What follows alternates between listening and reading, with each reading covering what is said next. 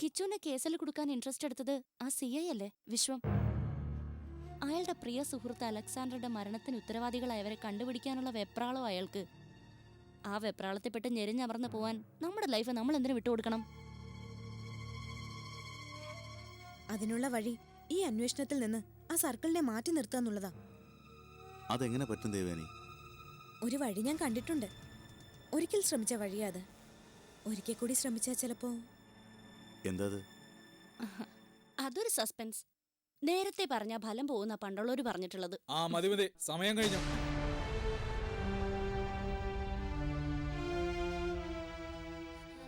എന്നാ ഞങ്ങള്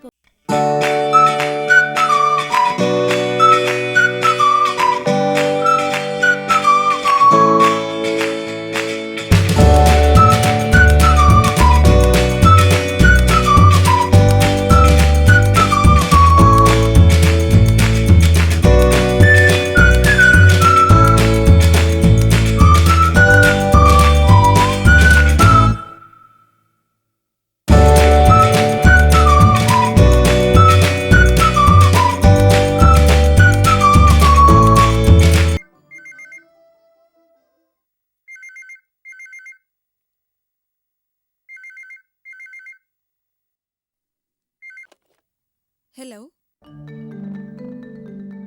hello hello hello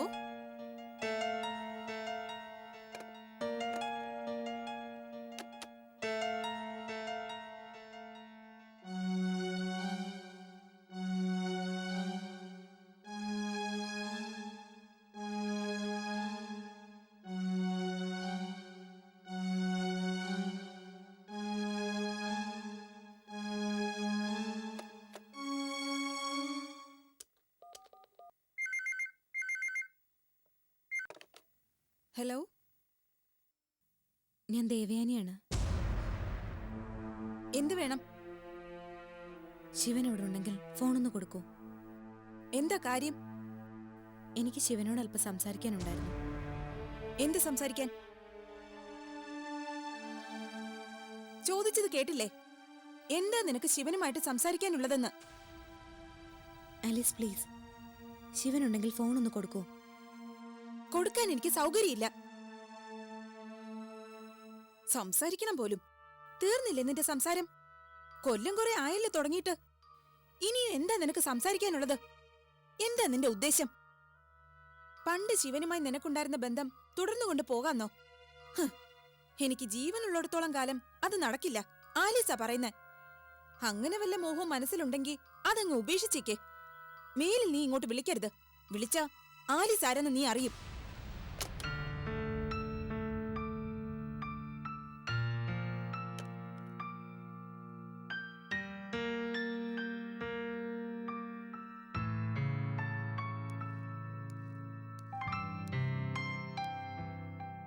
ആരാ വിളിച്ചത്? ആരാവണം? അതറിയാനാ ചോദിച്ചത്. അറിയാതിരിക്കില്ലല്ലോ. അത്ര പെട്ടെന്ന് അങ്ങ് മറക്കാൻ കഴിയും ആ മുഖം? അത്രയ്ക്കങ്ങ് പതിഞ്ഞു പോയില്ലേ മനസ്സില്? ചോദിച്ചതിന് ഉത്തരം മാത്രം പറഞ്ഞാൽ മതി. അത് തന്നെയാ പറഞ്ഞതും. എന്താ മനസ്സിലായില്ലേ? മനസ്സിലാവാൻ ഇനി എന്ത് വിശേഷണം കൂടിയാണോ വേണ്ടത്? മനസ്സിലായില്ല പോലും. അവളെ കൊണ്ട് പറഞ്ഞു വിളിപ്പിച്ചത് നീയല്ലേ? ഓ, അത് ശരി. അപ്പൊ അതാണ് കാര്യം. വിളിച്ചത് ദേവയാനി ആയതുകൊണ്ടാവും നീ ഇത്രയും സംസ്കാരത്തിൽ സംസാരിക്കാൻ തീരുമാനിച്ചത്. എനിക്കിത്ര സംസ്കാരമൊക്കെ ഉള്ളൂ. അല്ലെങ്കിൽ അവളോട് പറ സംസ്കാരത്തെ പറ്റി എനിക്കൊരു കോച്ചിങ് ക്ലാസ് എടുക്കാൻ. ആലീസ് പ്ലീസ്, 100 വട്ടം ഞാൻ പറഞ്ഞതാ, നീ വിചാരിക്കുന്ന പോലൊരു റിലേഷൻഷിപ്പ് അല്ല ഞാനും ദേവയാനും തമ്മിലെന്ന്. നിനക്കത് നന്നായി അറിയുകയും ചെയ്യാം. പിന്നെ ഇതങ്ങനെ വലുതാക്കി കാണിച്ച് ഇവിടെ ഒരു പ്രശ്നം ഉണ്ടാക്കാനാണ് നീ ഉദ്ദേശിക്കുന്നതെങ്കിൽ നിനക്കതാവാം. പക്ഷേ മറ്റാരെയും അതിനിടയിലേക്ക് വലിച്ചഴക്കരുത്. ഞാനാണോ ഇവിടെ പ്രശ്നം ഉണ്ടാക്കുന്നത്? വലിഞ്ഞു കയറി വരുന്നതല്ലേ ഓരോരുത്തരും പ്രശ്നം ഉണ്ടാക്കാനായിട്ട്. പക്ഷെ ഞാൻ ഒന്ന് പറയാം, ആരുടെയും വഴിവിട്ട ഒരാഗ്രഹവും ഇവിടെ നടക്കില്ല. സമ്മതിക്കില്ല ഞാൻ അതിന്. ആലീസ പറയുന്നേ. അവളുമായിട്ട് ഒരു ബന്ധം ഇനി ശിവന് ഉണ്ടാവരുത്. അവള് ശിവൻ ഇനി കാണരുത്, സംസാരിക്കരുത്. നിനക്കൊരു ധാരണയുണ്ട്. നീ എനിക്ക് വച്ചു നീട്ടിയ ഔദാര്യമാണ് ഞാൻ ഈ അണിഞ്ഞിരിക്കുന്ന ഭർത്താവ് ഉദ്യോഗം. എങ്കിൽ ഔദാര്യത്തിന്റെ കണക്ക് പറയാൻ എന്തുകൊണ്ട് യോഗ്യൻ ഞാനാ? തന്തയാരെന്നറിയാത്ത ഒരു കുഞ്ഞിനെയും ചുമന്ന് തെരുവിൽ അലയാതിരിക്കാൻ ഞാൻ നിനക്ക് തന്ന ഔദാര്യമാണ് ഈ ബന്ധം. ദേവയാനി ഞാൻ കാണും, സംസാരിക്കും. എന്റെ ഒരു നല്ല സുഹൃത്തായി അവൾ എപ്പോഴും ഉണ്ടാവും. അത് നീ അംഗീകരിച്ചാലും ഇല്ലെങ്കിലും.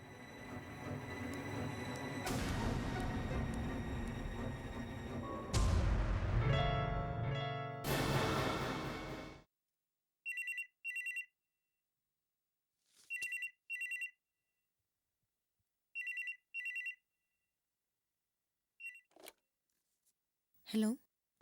ഹലോ, ദേവയാനിയല്ലേ? അതെ. ആരാ സംസാരിക്കുന്നത്? ഞാനാ, ശിവൻ. ആ ശിവൻ. ഞാൻ അല്പം മുമ്പ് വിളിച്ചിരുന്നു. പക്ഷേ ശിവൻ അവിടെ ഉണ്ടായിരുന്നില്ല എന്ന് തോന്നുന്നു. ഉണ്ടായിരുന്നു. വിളിച്ചത് ദേവയാനിയാണെന്ന് പറഞ്ഞു. Sorry, I am really sorry. Alice. സാരമില്ല, എനിക്കതിൽ വിഷമമില്ല. എല്ലാം അവളുടെ ഓരോ തെറ്റിദ്ധാരണകളാ. ഞാൻ പറഞ്ഞിട്ടില്ലേ, ഒട്ടും അഡ്ജസ്റ്റ് ചെയ്യാൻ കഴിയാത്ത ഒരു പ്രകൃത അവളുടെ. ഇനി ഇതിന്റെ പേരിൽ ആലീസുമായിട്ട് ശിവൻ പ്രശ്നമൊന്നും ഉണ്ടാക്കണ്ട. ദേവയാനി എന്താ വിളിച്ചേ? സൂര്യപുത്രി ഇടവേളയ്ക്ക് ശേഷം തുടരും.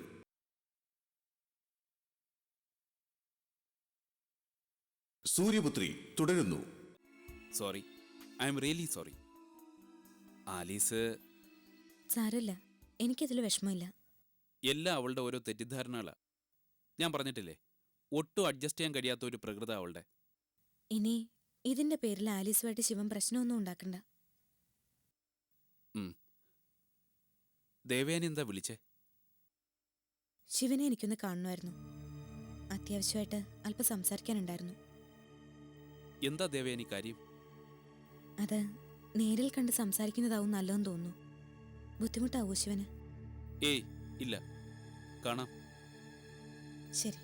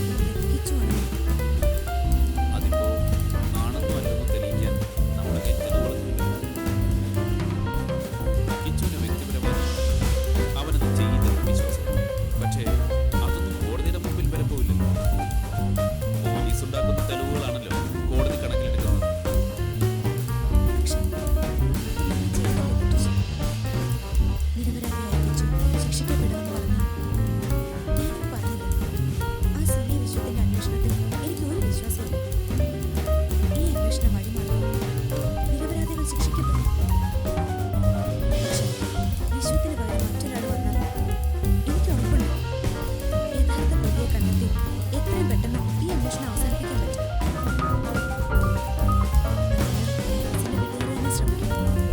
അവരാവശ്യപ്പെട്ട അങ്ങനെ ഒരാളെ കൊണ്ടുവരേണ്ടത്. ദേവയാനി ഇക്കാര്യം പറഞ്ഞപ്പോഴേ ഞാൻ ചിന്തിച്ചത്. പക്ഷേ ഇത്തരം ഒരു കാര്യം ആ വീട്ടിൽ അവതരിപ്പിക്കാനുള്ള സ്വാതന്ത്ര്യം എനിക്കില്ലാത്തതുകൊണ്ടാണ്. എന്നിട്ട് ഞാനത് സൂചിപ്പിക്കുകയും ചെയ്തു. പക്ഷേ ആലീസിന്റെ പ്രതികരണം വളരെ മോശമായി. പിന്നെ ആലീസ് വില്യം ഒരു തീരുമാനിക്കുന്നത് അവനെ സംബന്ധിച്ചിടത്തോളം ഡാഡിയുടെ ഒറ്റ സുഹൃത്താണ് വിശ്വം. മറ്റാരെക്കാളും അവന്റെ വിശ്വാസം അയാളെ തന്നെയാണ്. അതുപോലെ അയാൾക്ക് പകരം പോകാൻ വില്യം ശ്രമിക്കുമെന്ന് തോന്നുന്നു.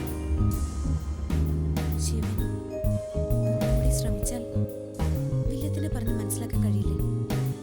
അതിപ്പോ എനിക്കും വില്യമിനും ഇടയ്ക്കുള്ള ദൂരം വളരെ വലുതാണ് ദേവേനി. ആലീസിന്റെ ഭർത്താവ് എന്നൊരു ഉദ്യോഗമല്ലാതെ അതിനപ്പുറത്തേക്ക് കടക്കരുതെന്ന മട്ടില്ല അവന്റെ എന്നോടുള്ള പെരുമാറ്റം.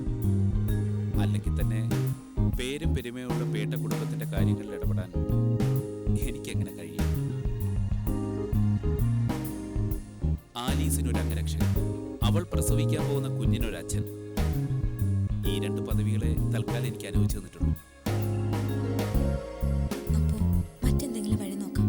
അല്ലെങ്കിൽ എങ്ങനെയായാലും എനിക്ക് കിച്ചുവിനെ രക്ഷിച്ചേ പറ്റൂ. അല്ലെങ്കിൽ ഒരു വഴിയുണ്ട്, ഒരൊറ്റ വഴി. ആലീസിന്റെ മമ്മിയുമായിട്ടൊന്ന് സംസാരിച്ചു നോക്കാം. ഒരുപക്ഷെ അവർക്ക് കാര്യങ്ങൾ മനസ്സിലായേക്കും. ആ വീട്ടിൽ എന്നോട് അല്പമെങ്കിലും കരുണ കാണിക്കുന്നത് അവര്. മമ്മി പറഞ്ഞ വില്യം സമ്മതിക്കുമായിരിക്കും. അല്ലെങ്കിൽ ആവശ്യം നമ്മുടേതായതുകൊണ്ട് കാട് കയറി ചിന്തിച്ചു പോവാം. വില്ലു അറിയാതെ മമ്മിയെ കൊണ്ടൊരു മൂവ്മെന്റ് നടത്തിക്കാൻ നമ്മളെ കൊണ്ട് പറ്റും. അത് ബുദ്ധിമുട്ടാവുന്നറിയാം. ശിവന്റെ ആ വീട്ടിലെ നിലനിൽപ്പ് തന്നെ പ്രശ്നത്തിലായേക്കാം അല്ലേ? അത് സാരമില്ല. ദേവയാനിക്ക് ഞാൻ മൂലം ഉണ്ടായിട്ടുള്ള ബുദ്ധിമുട്ടുകളെ പറ്റിയൊക്കെ തിരിഞ്ഞൊന്ന് ചിന്തിച്ചാൽ ഇതൊരിക്കലും ഒരു വലിയ കാര്യമല്ല. ഞാൻ ശ്രമിക്കാം. ദേവയാനിയോട് ഞാൻ ചെയ്തു പോയ തെറ്റുകൾക്കൊക്കെ ഇത്രയെങ്കിലും പ്രായശ്ചിത്തം ചെയ്യേണ്ട ഞാൻ.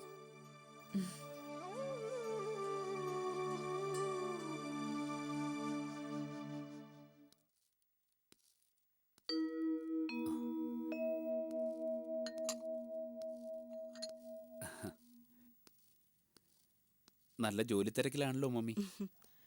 എല്ലാം ആകെ പൊടി പിടിച്ചിരിക്കുക. ഞാനൊന്ന് പുറത്തു പോയതാ. ആലീസ് എവിടെ? അവളും പുറത്തിറങ്ങി ഷോപ്പിങ്ങിന്. ആ മമ്മി, നാട്ടിലൊക്കെ വലിയ സംസാര ഇവിടുത്തെ ഡാഡിയുടെ മരണത്തെക്കുറിച്ച്. ഞാൻ ഒന്ന് രണ്ടുപേരെ കണ്ടപ്പോ അവരൊക്കെ പറയുന്നത് പോലീസിന്റെ അന്വേഷണം അത്ര ശരിയല്ലെന്ന്. നാട്ടുകാർക്ക് എന്താ പറയാൻ പറ്റാത്തത്? പോലീസിന്റെ അന്വേഷണത്തിൽ എന്താ കുഴപ്പം? കൊലപാതകി അവര് കണ്ടുപിടിച്ചില്ലേ? വിശ്വ ആയതുകൊണ്ടാ ഇത്രയും പെട്ടെന്നൊരു തുമ്പുണ്ടായത്. ശിവൻ അറിയാലോ, അച്ചായന്റെ വലിയ സുഹൃത്തായിരുന്നു അയാള്. അതെ, വിശ്വനാഥ് സാറിനെ പറ്റി എനിക്ക് നല്ല അഭിപ്രായം.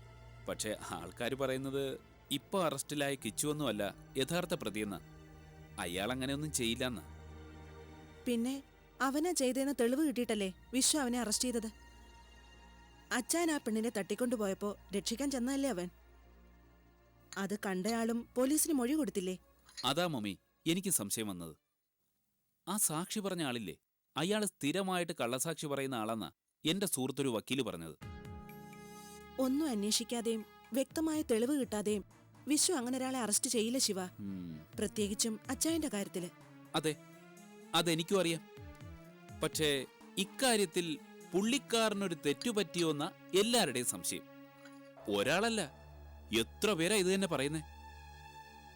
മമ്മി, ഞാൻ ഒരു കാര്യം പറയട്ടെ. നമുക്കൊരു അപേക്ഷ കൊടുത്താലോ? എന്തിന്? അല്ല, ഈ കേസ് മുഖ്യമന്ത്രിയുടെയും DGPയുടെയൊക്കെ ശ്രദ്ധയിൽപ്പെടുത്തിയ അന്വേഷണം കുറച്ചുകൂടെ വേഗം നടക്കും. അതെന്തിനാ ശിവ? ഇപ്പൊ തന്നെ ആവശ്യത്തിന് വേഗതയുണ്ടല്ലോ. അത് നമുക്ക് തോന്നുക മമ്മി. ആ ദൃക്സാക്ഷിയെ കണ്ടുപിടിച്ചു എന്നല്ലാതെ വ്യക്തമായി കിച്ചുവാണത് ചെയ്തതെന്ന് സ്ഥാപിക്കാനുള്ള തെളിവുകളൊന്നും CI വിശ്വത്തിന് കിട്ടിയിട്ടില്ല. അതുകൊണ്ട് തന്നെ ഈ കേസ് കോടതിയിൽ തള്ളിപ്പോകാനുള്ള സാധ്യതയുണ്ട്. CBI ന്നോ ക്രൈംബ്രാഞ്ചിൽ നിന്നോ മറ്റോ ആരെങ്കിലും വന്ന് അന്വേഷിക്കുകയാണെങ്കിൽ ചിലപ്പോ ഒരു കോടതിക്കും തള്ളിക്കളയാനാകാത്ത തെളിവുകൾ കിട്ടിയേക്കും. CI വിശ്വം അന്വേഷിക്കുന്ന പോലെ അല്ല, വളരെ ശാസ്ത്രീയമായിട്ട് അവരുടെ അന്വേഷണം. കൂടുതൽ തെളിവ് കിട്ടിയാൽ ഇവിടത്തെ ഡാഡിയെ കൊന്നവൻ ഒരിക്കലും നിയമത്തിന്റെ പിടിയിൽ നിന്ന് രക്ഷപ്പെടില്ലെന്ന് നമുക്ക് ഉറപ്പിക്കാലോ. എന്നാലും വിശ്വത്തെ മാറ്റാൻ അപേക്ഷ കൊടുക്കാന്നൊക്കെ പറഞ്ഞ അങ്ങനെ ആര് പറഞ്ഞു? വിശ്വത്തെ മാറ്റണമെന്നല്ല, വിശ്വത്തിന്റെ അന്വേഷണത്തോടൊപ്പം ശാസ്ത്രീയമായ മറ്റൊരു അന്വേഷണം കൂടി വേണമെന്നേ നമ്മൾ പറയുന്നുള്ളൂ. വില്യം ആലീസ് ഇതിന് സമ്മതിക്കോ? സമ്മതിക്കില്ല. അവരോട് പറയുകയും വേണ്ട. ഇതൊന്നും പറഞ്ഞാൽ അവർക്ക് മനസ്സിലാക്കാനുള്ള പക്വതയില്ല. അതുകൊണ്ടാ ഞാനിത് മമ്മിയോട് മാത്രമായിട്ട് പറയുന്നേ. മമ്മി ഒരു അപേക്ഷ എഴുതി ഒപ്പിട്ടിങ്ങ് തന്നാ മതി. അപേക്ഷ എഴുതുക എന്നൊക്കെ പറഞ്ഞ അത് ഞാൻ എഴുതിക്കോളാം. മമ്മി വായിച്ചു നോക്കിയിട്ട് ഒരു ഒപ്പിട്ടിങ്ങ് തന്നാ മതി. എന്താ?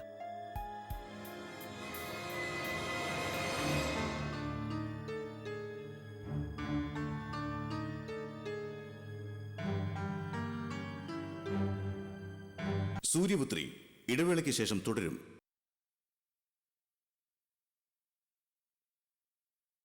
സൂര്യപുത്രി തുടരുന്നു. കാര്യങ്ങൾ ഇങ്ങനെ പോയാൽ നമ്മൾ അല്പം ഒന്ന് കുഴയലോ രാമേട്ടാ. കണ്ടില്ലേ, എങ്ങനെ നോക്കിയാലും കഴിഞ്ഞ വർഷത്തെക്കാളും 50% കുറവായിരിക്കും ഈ വർഷത്തെ ടേൺ ഓവർ. അല്ല, അത് ഫണ്ടിന്റെ കാര്യത്തിലുണ്ടായ ചെറിയൊരു പ്രശ്ന. അച്ചായം പറഞ്ഞതനുസരിച്ച് ഈ വർഷം ആദ്യം പുതിയ കെട്ടിടങ്ങൾ വാങ്ങാനും ഉള്ളതിന്റെ റിനോവേഷനും മറ്റും വേണ്ടി കുറച്ച് പണം മാറ്റിവെച്ചിരുന്നു. അതുകൊണ്ട് പ്രൊഡക്ഷൻ സൈഡിൽ നമ്മൾ അല്പം ഒന്ന് വലിഞ്ഞു നിന്നു. അതുകൊണ്ടാ ഇങ്ങനെ. അല്ല, ഞങ്ങളിത് ആദ്യമേ കാൽക്കുലേറ്റ് ചെയ്തതാ. ഓക്കെ, ഈ വർഷത്തെ കാര്യം നമുക്ക് വിടാം. പക്ഷേ അടുത്ത വർഷം നമുക്കൊന്ന് മേക്കപ്പ് ചെയ്തെടുക്കണ്ടേ? അതിനിപ്പോ ഫണ്ട് റേസ് ചെയ്തേ പറ്റൂ. അല്ലെങ്കിൽ പിന്നെ മറ്റു കാര്യങ്ങൾക്കായി മാറ്റിവെച്ചിരിക്കുന്ന പണം ഇപ്പോഴത്തെ ആവശ്യങ്ങൾക്കായി ഉപയോഗിക്കണം. അതെന്തായാലും വേണ്ട. ഡാഡി എടുത്തൊരു തീരുമാനമല്ലേ, ആദ്യം പറഞ്ഞു നോക്കാം. ഫണ്ട് റേസ് ചെയ്യാം. ഇപ്പോഴത്തെ അവസ്ഥയിൽ അതത്ര എളുപ്പത്തിൽ നടക്കുന്ന കാര്യമല്ല. അങ്ങനെ അങ്ങ് തറപ്പിച്ച് പറയാതെ രാമേട്ടാ. 10-25 വർഷത്തോളം എൻ്റെ ഡാഡിക്ക് ബുദ്ധി ഉപദേശിച്ചു കൊടുത്ത ഈ തലയ്ക്കകത്ത് ഇപ്പോഴത്തെ അവസ്ഥയിൽ ഫണ്ട് റേസ് ചെയ്യാൻ എളുപ്പത്തിൽ ഒരു മാർഗവും കാണുന്നില്ലെന്ന് പറഞ്ഞാൽ അത് ഞാൻ വിശ്വസിക്കില്ല. അല്ല മോനെ, അത് പറഞ്ഞു താരാമേട്ടാ. ഞാഞ്ഞൂളിലെ കുരുത്ത് സ്രാവിനെ പിടിക്കുന്ന ആ വിദ്യ വർഷങ്ങൾക്ക് മുമ്പ് ഡാഡിക്ക് ഉപദേശിച്ചു കൊടുത്തില്ലേ? 10 പുത്തനുണ്ടാക്കാൻ അതേ ഉള്ളൂ ഒരു വഴിയെന്ന്. ആ ഒരു ഉപദേശം ഇപ്പൊ എനിക്കെന്താ? അതാവുമ്പോ ഒരു വെടിക്ക് 2 പക്ഷിയാ. കമ്പനികൾക്ക് വേണ്ടി ആവശ്യത്തിലധികം ചെലവാക്കാൻ കൈ നനയാതെ ഒരു ഫണ്ട് റേസിംഗ്, ഒപ്പം മറ്റൊരു ബിസിനസ്സും. ആ വഴിയെ പോണോ മോനെ? പോണം രാമേട്ട. ഒരു അബ്കാരി അച്ചായന്റെ കുപ്പായം കൂടി എനിക്ക് തുന്നിക്കണം.